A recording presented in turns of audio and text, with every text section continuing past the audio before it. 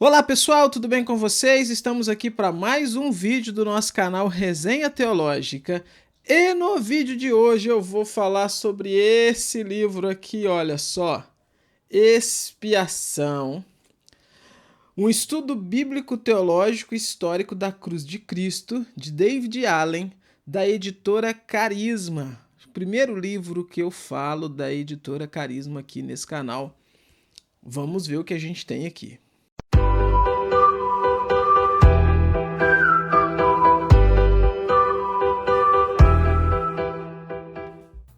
O tema da expiação é um tema que tem chamado muito a minha atenção recentemente. Eu estou produzindo alguma coisa sobre esse assunto.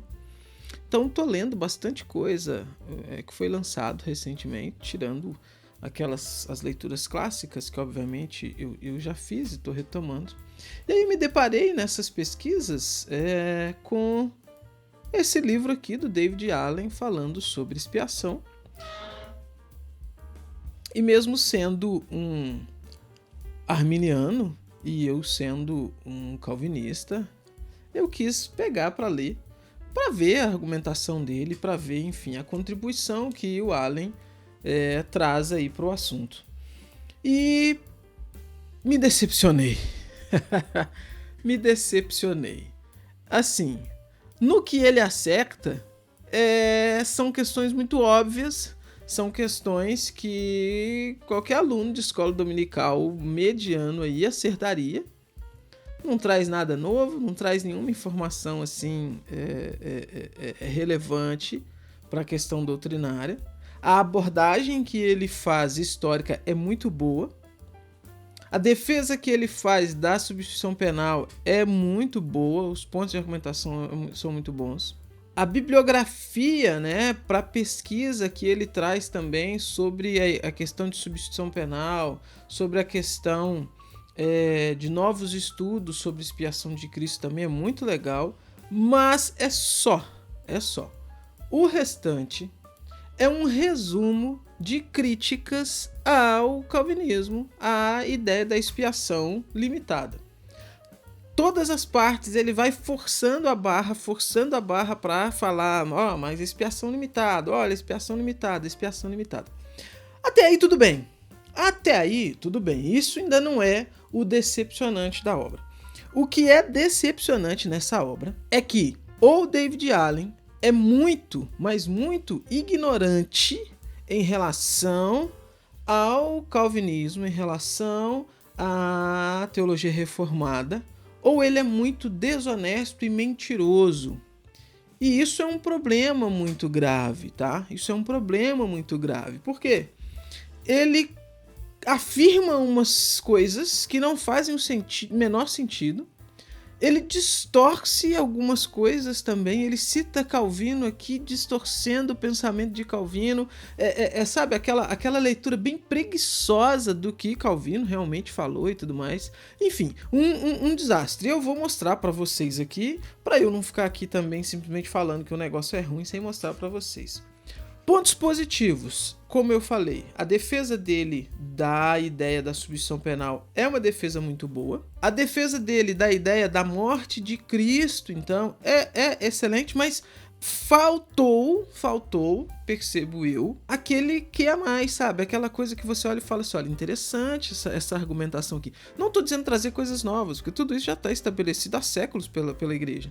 Mas faltou aquela escrita de uma forma que você lê, aquilo te chama atenção, aquilo te prende e você fala, olha, legal, interessante isso daqui. Não, ele está citando o comum. Mas ainda assim, eu acho que isso é um ponto positivo. Pelo menos ele não está bagunçando a coisa, não está negando essas questões que são básicas da ideia de substituição. E aqui, pessoal, eu já estou partindo para a argumentação, que eu já estou pressupondo que vocês sabem o que é expiação e tudo mais, né? Enfim, não vou explicar o básico aqui. Se você não sabe o que é expiação, entra no Google aí, joga no Google aí e depois volta para cá. Olha o que ele diz, página 26. Por um lado, a expiação tem dois alvos: todo o pecado do passado e do futuro, incluindo todo o castigo por ele, a morte eterna. Segundo ponto, todas as pessoas sem exceção. Ou seja, o ponto dele é que a expiação ela tem dois alvos. Primeiro alvo, o pecado, todo o pecado, passado, do futuro, e todas as pessoas sem exceção. É a base da ideia da expiação ilimitada, então. Aquela ideia que o sacrifício de Jesus foi para todas as pessoas. Colocada dessa forma, todos os ramos do cristianismo concordariam, com exceção dos reformados, que defendem a expiação limitada. Beleza, isso aqui é o básico e tá tranquilo na diferença, então, que se tem. Arminianos creem que a expiação ela é ilimitada, que, enfim, Jesus morreu para perdoar os pecados de todo mundo. A Bíblia, no entanto, fala que Jesus morreu para perdoar os pecados daqueles que o Pai lhe deu, né? Todo aquele que o Pai me dá, vem a mim, e aquele que vem a mim, de maneira nenhuma, lançarei fora. Jesus falou sobre aquele que dá a vida pelos seus amigos. Quer dizer, tá muito claro isso daí. Beleza. Essa é a diferença básica. Mas daí a coisa começa a complicar. Olha isso daqui. Numa nota de rodapé na página 28, o Allen escreve: todos os calvinistas moderados creem que a intenção especial de Deus com a expiação era salvar somente os eleitos, embora também creiam que Cristo morreu pelos pecados de todos. Então ele está dizendo que calvinistas moderados creem que Jesus morreu por todos, mas efetivamente o seu sacrifício seria válido somente para os eleitos. Aí ele segue: todos os calvinistas extremos ou hipercalvinistas afirmam que Cristo morreu apenas pelos pecados dos eleitos e que foi a intenção de Deus que Cristo morresse dessa maneira somente pelos pecados deles. Ou seja, David Allen está chamando, então, todos aqueles que defendem a expiação limitada de hipercalvinistas ou calvinistas extremos. Ou seja, David Allen não faz a mínima ideia do que é hipercalvinismo. Já começa por aí. E o cara é doutor, né? Quer dizer, PhD. Enfim. No capítulo que ele vai falar sobre a expiação no Antigo Testamento, ele vai falar aqui sobre Isaías. Vai comentar aqui Isaías 52 até Isaías 53, 12. E aí, quando chega no versículo 6, ele vai dizer o seguinte: o comentário de Calvino desse versículo é interessante. Abre aspas, ele vai citar Calvino. Sobre ele, Cristo, foi depositada a culpa de todo mundo. Ele também afirmou: Deus se satisfaz e se acalma porque ele levou toda a maldade e todas as iniquidades do mundo. Isso aqui, palavras de Calvino, né? Aí ele vai dizer o seguinte: conforme demonstra em outros lugares, o próprio Calvino defendia a expiação ilimitada. Gente, isso daqui, e aqui em outro lugar que ele está citando aquele outro livro dele, Porque em Cristo Morreu, que é um livro maior que ele escreveu na tentativa de fazer uma resposta, enfim, ao livro do Gibson, né? Organizado pelo Gibson, Porque do céu Cristo veio buscá-la, né? Foi lançado, inclusive, pela Editora Fiel. O que dizer disso daqui, né? Essa acusação de que Calvino defendia expiação ilimitada, ela é antiga. Só que ela não condiz, ela não condiz com a verdade. O fato de Calvino dizer nas Institutas que Cristo morreu por todos, de forma nenhuma corrobora com a ideia de expiação ilimitada. Por quê? Porque quando Calvino escreve os seus comentários, escreve as suas institutas sobre esses assuntos, ainda não há esse tipo de controvérsia que exigisse dele, então, ser mais específico na forma de argumentar.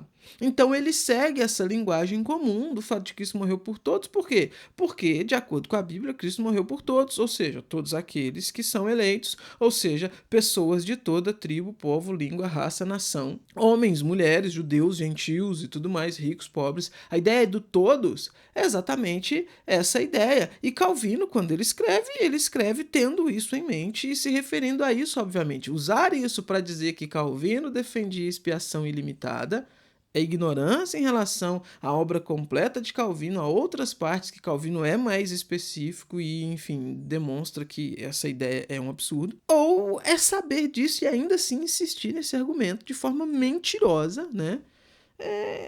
E aí a gente, né, se for esse o caso, não cabe nem discussão, né? Mais adiante, ele vai falar sobre a expiação no Novo Testamento, tem um capítulo para falar sobre isso.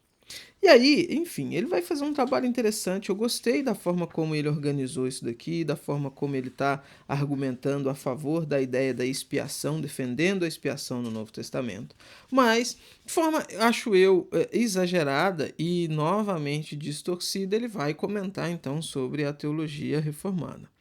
E aí ele vai dizer assim, ó. De acordo com algumas pessoas, Deus faz uma distinção entre os eleitos e os reprovados com relação à sua intenção de salvar. ênfase aqui na intenção. Os eleitos são escolhidos no passado eterno de forma incondicional, por razões que as Escrituras não revelam. E por essas razões que só Deus conhece, Deus não tem nenhuma intenção de salvar aqueles que não são eleitos. Beleza. Além disso, esse texto não menciona a eleição com relação à expiação e às pessoas que têm fé em Cristo. Vale a pena perguntar como Deus poderia ser chamado de justo se ele escolhesse alguns para salvar dos seus pecados de forma arbitrária e reprovasse a todos os outros. Se ele tivesse escolhido salvar a todos ou não salvar ninguém, a sua justiça não seria questionada. No entanto, se ele escolhesse alguns para serem salvos e outros para serem reprovados, o seu caráter divino quanto a isso seria impugnado. Allen, veja bem, meu irmão e demais pessoas que usam desse argumento. Paulo já respondeu isso.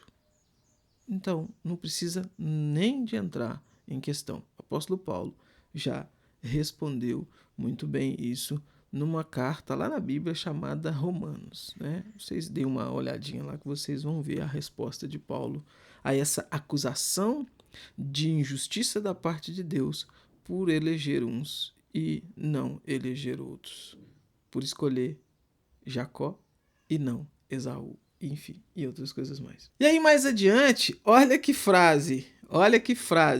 Redenção realizada não implica em redenção aplicada. Paulo está afirmando um princípio. Com base na expiação, é possível que qualquer pessoa seja justificada. E aqui ele está comentando, então, Romanos 5,18, quando Paulo diz sobre todos os homens para justificação e vida. Ou seja, ele faz uma distinção entre a redenção realizada e a redenção aplicada. Segundo ele, você tem a redenção que é realizada, Cristo realiza, mas o Espírito Santo, essa redenção ela só é efetivada se o Espírito Santo aplicar ela, e aí o Espírito Santo vai aplicar naqueles que têm fé somente. Beleza, a gente concorda com vocês nesse sentido que a gente entende que Cristo ele padece na cruz e o Espírito Santo aplica a obra do Senhor, então a obra de Cristo, na vida daqueles que vão ser salvos. E isso acontece pela fé e tudo mais, beleza. A grande questão é que nós entendemos que o Espírito aplica a obra de redenção em todos aqueles pelos quais o Filho morreu. Se o Filho tivesse morrido por todos, o Espírito Santo aplicaria essa obra em todos. Se você defende um Cristo que morre por todos, mas um Espírito que não aplica essa obra em todos, você coloca uma cisão entre a Trindade. E isso é um grande problema. Ah, mas e a condição da fé? A fé não é condição? Sim, entendemos assim, e por isso entendemos que a fé é dom de Deus. É Deus, então, que concede esse dom por meio, né, da sua eleição e tudo mais. O grande problema é que vocês, né, que creem dessa forma, colocam, então, o ser humano como sendo o centro definidor de todas essas questões. E não é verdade isso. A Bíblia não diz isso em lugar nenhum. E tem mais bizarrices aqui, tá? Ó. Olha o que ele diz. Página 124. Se a extensão da expiação não abranger os pecados de todas as pessoas, o evangelho não se constitui em boas novas para aqueles cujos pecados não foram expiados. Ou seja, o que ele está dizendo? E ele vai argumentar isso um pouco mais em outras partes. Entender o evangelho como sendo boas novas para aqueles que não são eleitos não são boas novas, não é boas novas. O evangelho só é boas novas se Cristo tiver morrido por todos, porque senão como que vai ser oferecida a salvação? Como que vai ser pregado o evangelho? Vai ser uma hipocrisia fazer a oferta de salvação àqueles aos quais Jesus não morreu. A grande questão que vocês não entendem é que não está em nosso poder saber quem Cristo elegeu ou não quem vai ser salvo ou não. Nesse sentido, então, o evangelho é oferecido, e o evangelho é oferecido a todos, e todos ouvem o evangelho. Aqueles, então, que são eleitos por Deus, respondem favoravelmente no tempo certo, no tempo que Deus escolheu. Que pode ser que um eleito também, na primeira vez que ouça o evangelho, recuse o evangelho, mas não vai recusá-lo no dia, no momento, na ocasião ao qual Deus determinou que ele ouça o evangelho e creia. Então, a grande questão aqui está que entender que defender a expiação limitada seria hipocrisia na oferta do evangelho é uma grande falácia, porque o evangelho de fato é oferecido. E vocês também não resolvem o problema, porque veja, se você oferece o evangelho para o indivíduo e o indivíduo tem o poder de ouvir e decide não ouvir, logo você está apresentando um evangelho que não tem poder de salvar, porque o poder está nas mãos daquele que ouve, se ele decide ou não, o que ele vai fazer com aquilo, o que é um grande problema. Olha só, página 125, ele diz assim, olha, a afirmação que alguns calvinistas geralmente propagam de que Paulo não pregou uma expiação universal e de que ele nunca disse a nenhuma plateia de pessoas que ainda não tinham sido salvas que Cristo morreu por nossos pecados é falsa, e a base é esse texto.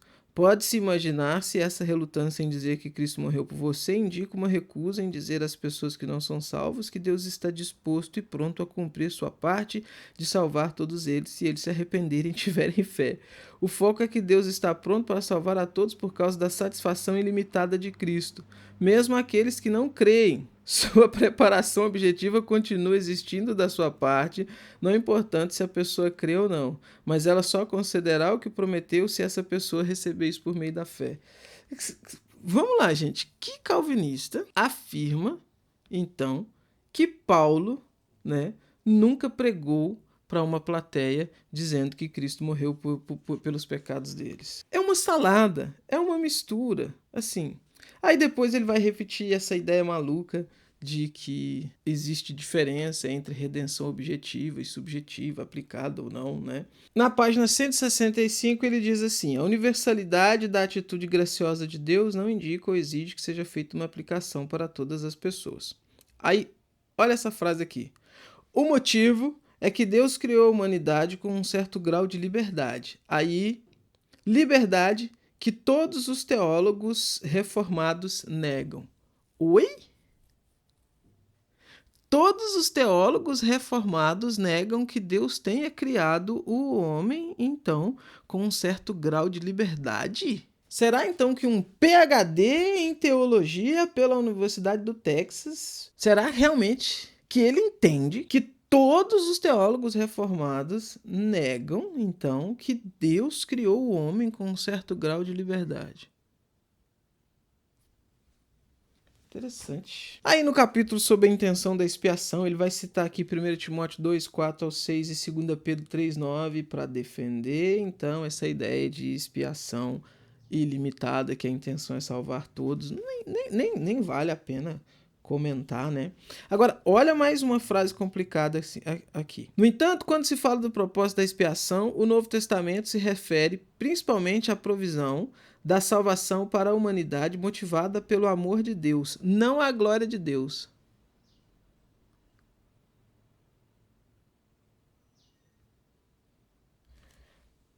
Aí ele segue. Quando as escrituras são lidas segundo a ótica da Confissão de Westminster, segundo a escola reformada, é possível que o propósito bíblico principal da expiação seja ofuscado. A teologia da cruz fica ameaçada de ser esquecida diante da teologia da glória. Oi? Você entendeu mesmo o que é a teologia da cruz e teologia da glória para falar um negócio desse aqui? Que fala, então, criar uma cisão entre amor de Deus e glória de Deus na obra da crucificação tem a ver, de fato, com teologia da cruz e teologia da glória. Agora, pasmem, olha isso daqui.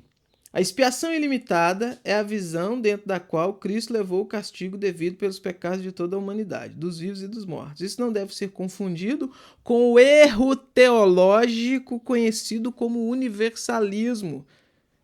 Não vou nem terminar de ler. Para David Allen, universalismo não é heresia, é um erro teológico. Enfim, gente, ó, eu tô aqui ainda, nem cheguei na página 200 ainda, e tem mais essas marcações todas de vermelho que vocês estão vendo aqui, são coisas assim absurdas que o autor está dizendo aqui nesse livro. Enfim, eu não vou nem dar sequência porque o vídeo já tá gigante. Mas, gente, decepcionante isso daqui, tá? Espera-se que alguém que se dispõe a escrever um livro e que quer tanto refutar a teologia reformada, refutar o calvinismo, essa coisa toda, enfim, todo mundo tem o direito de fazer isso, mas que pelo menos compreenda de fato aquilo que está falando, né? Que fale, que combata sim dentro da verdade. Você discorda do calvinismo? Beleza. Debata e discorde dentro daquilo que o calvinismo fala, ensina, e até mesmo dentro das inferências lógicas que certas declarações inevitavelmente vão chegar, você analisar. Inconsistências em pensamentos teológicos, em termos teológicos, acontecem. Então você pode utilizar isso para apresentar isso num debate. Agora, dizer coisas que não estão dizendo, distorcer falas de Calvino e um monte de outras coisas, aí não vale, né? Aí não vale. Enfim. Eu sempre finalizo dizendo, essa é a dica de hoje, né? Mas não é dica, não. É, infelizmente, decepcionante um negócio desse aqui. Não vou nem deixar link, não, porque... Enfim, é isso. Tchau pra vocês.